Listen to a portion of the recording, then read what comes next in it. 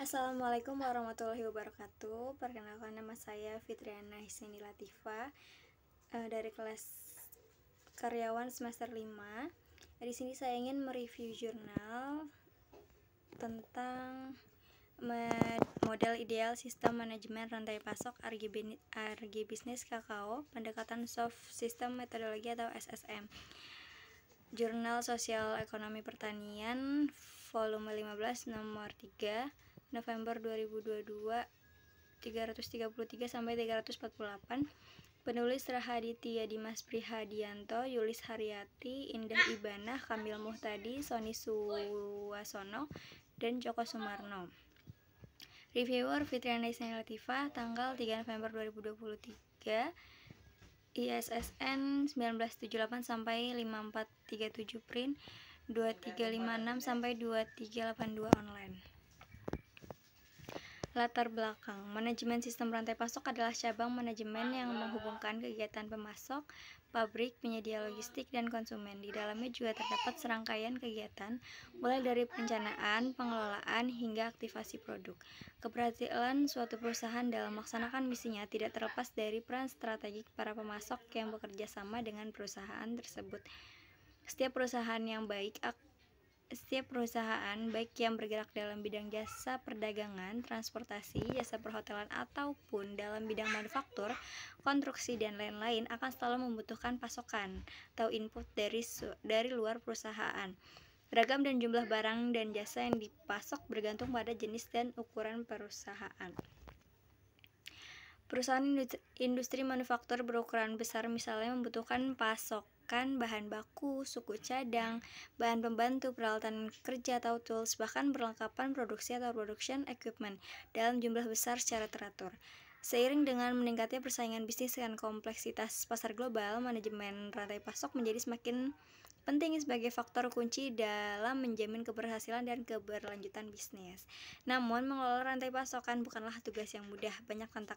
Banyak tantangan dan risiko yang harus diatasi, mulai dari kurangnya koordinasi antar departemen, kesulitan dalam memperoleh informasi yang akurat dan tepat waktu, hingga perubahan permintaan yang cepat dan tidak terduga. Kegagalan dalam manajemen rantai pasokan dapat mengakibatkan biaya operasional yang tinggi, kurangnya ketersediaan stok, dan bahkan kerusakan reputasi perusahaan. Oleh karena itu, perusahaan perlu memahami secara menyeluruh konsep manajemen rantai pasok dan mengimplementasikannya dengan baik untuk mencapai keunggulan bersaing.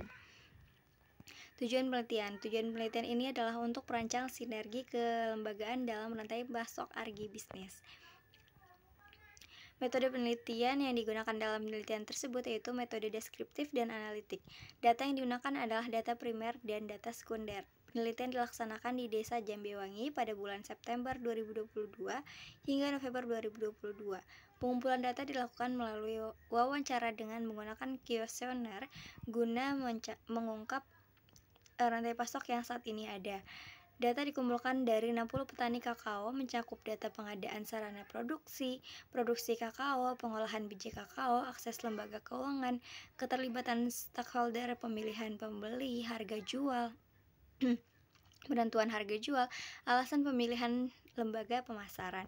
Model ideal rantai pasok RG bisnis kakao disusun berdasarkan analisis SSM yang mencakup 7 kegiatan menurut Jaiswell et al. 2011. Di antaranya 1. Deskripsi permasalahan rantai pasok kakao. Yang kedua, penggambaran permasalahan dalam diagram rich picture. Yang ketiga, pendefinisian kata-kata kunci atau root definition dalam elemen CHWO atau Client Actor Transformation, Worldview, Owner, dan Environment. Yang keempat, pembuatan model sistem berdasarkan root definition. Yang kelima, membandingkan model dengan situasi sesungguhnya. Dan yang keenam, memberikan saran perubahan menuju kondisi ideal serta melakukan perbaikan atas model yang disarankan. Hasil analisis sebab akibat untuk merumuskan dan mengungkapkan permasalahan rantai pasok agribisnis kakao. Yang pertama, petani kakao di Desa Jambewangi belum menerapkan GAP kakao secara benar. Tanaman kurang terawat yang akhirnya kualitas dan kuantitas panen rendah. Yang kedua, sisi lembagaan. Keultan belum optimal menjalankan perannya utamanya sebagai wahana produksi dan penjualan bersama. Yang ketiga, kurangnya pengetahuan dan keterampilan petani dalam pengelolaan kakao fermentasi. Selain itu, kebanyakan petani merasakan proses fermentasi ribet. Yang keempat, belum adanya sinergi di antara kelembagaan di tingkat petani sehingga belum mampu melindungi petani dalam bargaining position. Yang kelima, aspek pasar menunjukkan belum terbukanya jaringan pasar yang lebih luas.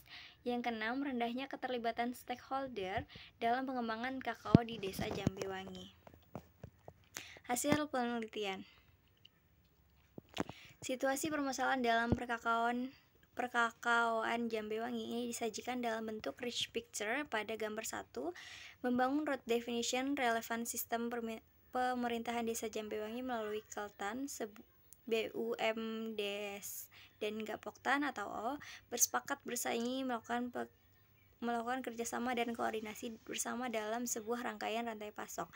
W. Melalui rantai pasok agribisnis kakao tersebut mengintegrasikan semua unit mulai dari pemasok, supplier, pengolah, distributor, dan mengkoordinasikan aliran produk biji kakao, informasi serta finansial sampai pada konsumen akhir produk biji dan olahan kakao. T. Industri pengolahan A. Yang dilakukan oleh kelompok tani mengolah biji basah menjadi biji kering fermentasi dan intermediate produk. Dilanjutkan, Gapoktan mengolah biji fermentasi menjadi intermediate produk berupa lemak dan powder. Dalam sebuah rantai pasok, maka semua pelaku wajib berkoordinasi dan kerjasama dalam satu rangkaian rantai pasok untuk mencapai rantai pasok yang efektif dan efisien atau E. Apabila pelaku rantai pasok mampu melakukan perannya masing-masing, maka perkakaoan Desa Jambewangi akan memiliki biji kakao yang seragam dan terstandar SNI, sekaligus mampu menghasilkan produk-produk olahan coklat seperti butter, coklat artisan, dan powder. Kondisi inilah yang diharapkan mampu meningkatkan bargaining position petani kakao, sekaligus perkakaoan Jambewangi mampu bersaing dengan baik dalam pasar domestik maupun pasar internasional.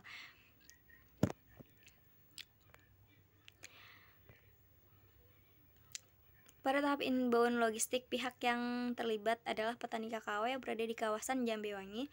Upaya petani untuk bisa melakukan budidaya tanaman kakao agar dapat menghasilkan buah yang sehat, sehingga keterlibatan pihak eksternal seperti Dinas Pertanian sangat diperlukan, seperti pemberian bibit kakao yang baik, serta penyuluhan dan pendampingan pola tanam yang baik agar mendapatkan buah kakao yang sehat.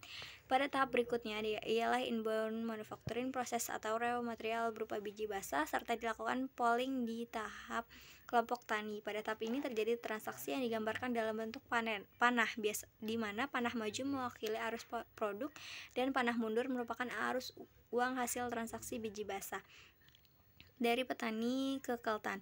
Terdapat dua kelompok yang terlibat dalam penyusunan rantai pasok kakao Jambewangi, yaitu kelompok tani Manggar Kencono dan kelompok tani Sido Muncul yang bertanggung jawab untuk melakukan proses fermentasi dari biji basah agar didapatkannya biji fermentasi yang akan diolah menjadi produk yang memiliki nilai pasar lebih tinggi. Sama seperti tahap sebelumnya, keterlibatan Dinas Pertanian juga dibutuhkan dalam hal pemberian kotak fermentasi serta pelatihan untuk melakukan proses fermentasi yang baik. Biji yang tidak dapat dilanjutkan ke proses fermentasi dapat diperdagangkan oleh Keultan dalam bentuk asalan guna menambah revenue stream di mana proporsinya ditentukan oleh masing-masing Keultan. Biji kakao yang sudah difermentasi kemudian dilanjutkan dengan proses pengolahan di unit yang disebut dengan unit pengolahan hasil atau OPH. Unit ini dikelola oleh gabungan kelompok tani. Operasional UPH ini akan dibantu oleh muda-mudi yang dipilih oleh gabungan kelompok tani yang disebut dengan Rekawangi atau Remaja Kakao Jambewangi. Petani muda ini dilatih untuk melakukan proses manufacturing dari biji kakao fermentasi agar dapat menjadi beberapa produk intermediate coklat, yaitu lemak coklat dan daging coklat atau bungkil. Selanjutnya, lemak coklat ini dapat dijual langsung sebagai cocoa butter dan juga dapat dijadikan bahan campuran untuk menghasilkan produk coklat artisan. Sementara daging coklat ini perlu manufaktur lanjutan berupa proses pengempaan untuk memisahkan antara lemak yang masih menempel serta daging coklat itu sendiri agar didapatkan produk yang disebut dengan powder. Coklat artisan dan coklat bubuk kemasan merupakan dua produk yang dapat dihasilkan dari powder dengan penambahan beberapa komposisi lain. Pada tahap ini, informasi diperlukan atau gambaran dengan arah panah balik oleh UPH mengenai bentuk dan desain dari produk coklat yang dipasarkan. Kegiatan real, kesenjangan, dan rencana aksi rantai pasok kakao. Jadi subsistem pasokan kegiatan saat ini tanaman kurang terawat sehingga produktivitas kakao rendah. Bahan baku atau buah kakao tidak sehat terkena PBK, kualitas bahan baku belum seragam, misal dalam kadar air, petani belum melakukan pengolahan bentuk buah menjadi biji fermentasi. Untuk kesenjangannya, petani belum menerapkan GAP, belum memahami cara pengendalian hama penyakit kakao, petani melakukan penjemuran sendiri sesuai dengan pengetahuan dan skill. Lanjut, kurangnya pengetahuan dan keterampilan proses fermentasi.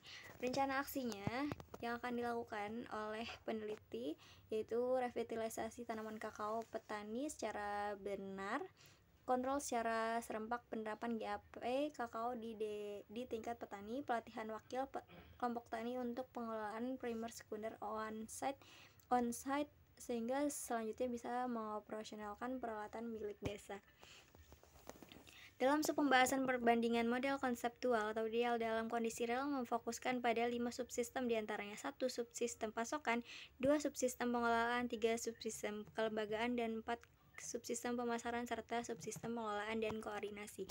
Penelitian ini hanya sebatas menyusun rencana aksi berdasarkan pada tahap-tahap SSM berdasarkan hasil Focus Group Discussion atau FGD, tidak merekomendasikan pelaksanaan real di lapang sepenuhnya. Kegiatan aksi ini merupakan kewenangan pemerintah daerah, utamanya pemerintah desa Jambewangi. Kelebihan dan kekurangan jurnal. Untuk kelebihan sendiri, pembahasan jurnal itu sangat detail dan terperinci. Yang kedua, sumber informasi yang dapat dipercaya, dan yang ketiga, memuat identitas peneliti. Untuk kekurangannya sendiri, yang pertama, tidak didorong melakukannya penelitian lanjutan. Yang kedua, menggunakan bahasa yang kompleks dan istilah khusus yang sulit dipahami oleh pembaca awam. Oke, sekian dan terima kasih. Kurang lebihnya mohon maaf dari saya. Wassalamualaikum warahmatullahi wabarakatuh.